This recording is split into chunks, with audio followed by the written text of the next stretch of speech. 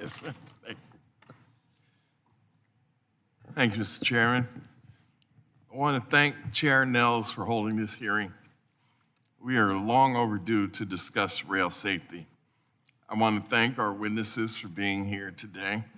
I especially want to thank NTSB Chair Ms. Hamady for her tireless efforts to keep us apprised of her agency's safety investigations.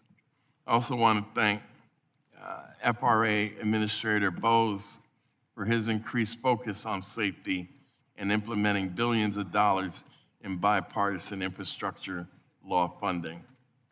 As trains increase in length, they block grade crossings nationwide. Last year, this committee saw footage from Hammond, Indiana, of school children forced to crawl under parked freight trains to get to school. It was shocking. I am pleased to see that the bipartisan infrastructure law's Railroad Crossing Elimination Program is funding a project in Hammond that will eliminate one of these crossings and hopefully allow children to get to school safely without having to cross under rail cars. Under rail cars. Freight railroads carry important cargo, and what they transport is often essential to our daily lives, but those long trains can and do have accidents. Ask the people of East Palestine, Ohio. Freight rail safety is a challenge to communities across the country. The committee received a letter this week from the National League of Cities imploring Congress to act on rail safety legislation.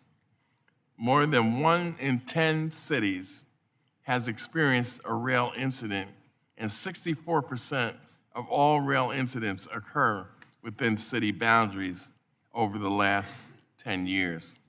Without comprehensive rail safety legislation, we continue to allow local governments and first responders to face the daily rail derailments, deaths, and delays that have left communities frustrated. Mr. Chairman, I'd like to ask unanimous consent to insert this letter into the record. Without objection. Since the Norfolk Southern derailment in East Palestine, there have been over 1,500 rail accidents. 1,500.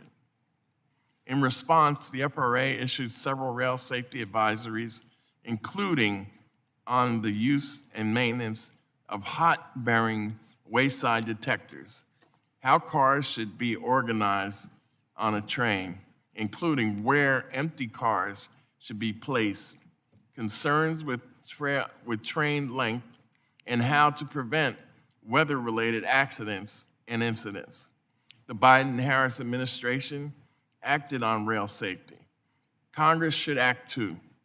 I'm glad to see railroads and rail unions have negotiated sick leave, but Congress can act here as well.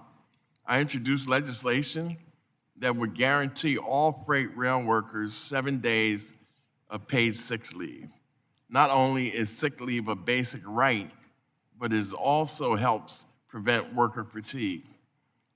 I'm disheartened, however, that negotiations on the Class 1 railroads have stalled and regarding joining the confidential close call rail reporting system. This system is meant to provide rail workers a safe environment to report unsafe events and conditions. Without it, rail workers might not report near-miss incidents because they are afraid of retaliation. The Wall Street Journal reported that employees are rushed on equipment inspections. This program would provide a forum for employees to share the information with a neutral third party rather than having to ask for help in the press.